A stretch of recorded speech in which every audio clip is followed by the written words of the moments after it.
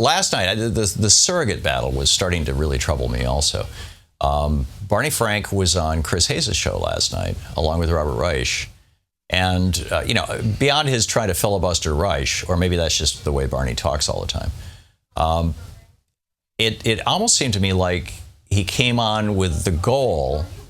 See, Hillary had earlier been saying, well, he seemed to have forgotten about Dodd-Frank, and he seemed to have not done his homework, and maybe he forgot, and then Barney comes on and talks about confused and forgot, and I'm like, what is this? Are you trying to tell me how old Bernie is? Is that what the subtext is here, that he's an old, confused guy? Anyhow, here's Barney Frank. It was very disappointing because it wasn't coherent. He conflated several issues. By the way, I had understood previously that one of his biggest issues to deal with this was Glass-Steagall. I didn't see any reference to Glass-Steagall or explanation of that. He appeared to have forgotten all about this. And of course, Glass-Steagall is not relevant to the too big to fail issue. It has to do with other issues. But he confused several things. First, he was talking about antitrust, or not first, but then he was talking about not enough loans going to smaller banks.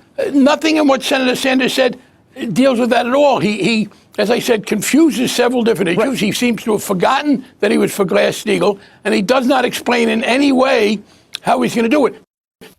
That's amazing. Senator Sanders is confused and has forgotten about Glass-Steagall in his response to the New York Daily News, where he said the way to break up the big banks is, through the Treasury Authority that is in Dodd-Frank,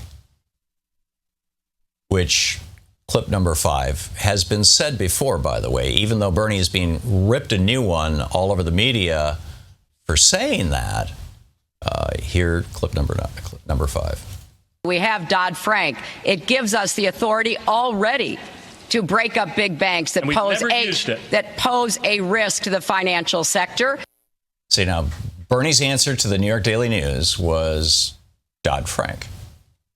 You can read it. It's in the transcript. Hillary Clinton emailed it to you if you're on her list. That's how I got it. And because I'm on her list, and she emailed it to me, and I read this, and I said, oh, Dodd-Frank, didn't you say that? And then Barney Frank comes on and says, well, Bernie's confused because he forgot about Glass-Steagall. And then Barney Frank goes on to say, but Glass-Steagall won't break up the big banks. And then he wraps up by saying, but Bernie's confused because he forgot about Glass-Steagall. Well, he's not confused. He didn't forget. Glass-Steagall is separate from breaking up big banks. Glass-Steagall is about keeping gambling banks separate from checkbook banks. Now, Barney Frank, by the way, is on the board of directors of Signature Bank, a multi-billion-dollar major bank in New York City. And I have, no idea how he's compensated for that or exactly what his functions are. But, Barney Frank is now officially a bankster. So let's get a bankster on to criticize Bernie Sanders, really? Anyhow, here's Bernie saying that he was trying to run an issue campaign. See, this gets back to this Wetico issue. That he had not been attacking Hillary Clinton, but she started it. Now, there's she started it immediately reminds me of Donald Trump in a way, and that concerns me because that, you'll recall, that was his answer to somebody saying, well, why are you being so rough on I forget who it was, the candidate du jour that Donald Trump is beating up on, and say what? Oh, 2 minutes, and he said, well, he started it. But anyhow, here's this clip number 3. This is Senator Sanders. The Washington Post had a headline which said, quote, Clinton questions whether Sanders is qualified to be president, end of quote. That was what was thrown at me.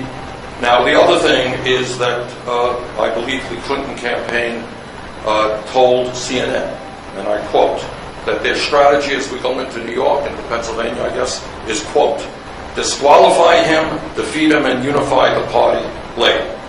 Now, as I have said a million times, I have desired and I have run an issue-oriented campaign. Now, it's hard because we can see the media is not particularly interested about why the middle class declines, about wage and income disparity. That's not what they're interested in. But we have tried in rally after rally, and many of you have been there, to talk about the most important issues facing the American people.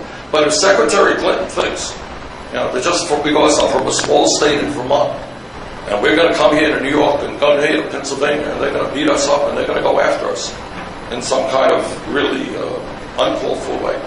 Then we're not going to fight back, but we got another, they can guess again, because that's not the case. This campaign will fight back. I think he almost said they got another think coming, which is a great old colloquialism. But this, in the Weticoach context now, the two sides are now relatively equally armed, for lack of a better word.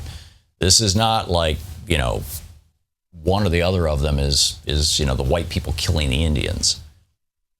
But the metaphor of, do you fight back or do you stay positive and just continue? This is a troubling one, and whether how this is going to play out, I don't know. I really don't know. I said yesterday that my personal opinion is, when the Clinton campaign essentially came out and said that their campaign was to discredit, and what was the other D word? Discredit and disqualify. That's right. Disqualify and discredit Senator Sanders. This was, the internal campaign document that came out. You're listening to the Thom Hartmann Program. Call 202-536-2370. When that came out, I said, I think you guys are going to do yourselves more harm than good. We'll know in a week or so, I guess. To watch more clips from our programs, hit the Watch More Videos button over here. And please be sure to hit the handy-dandy subscribe button so you'll always be up to date. Tag, you're it.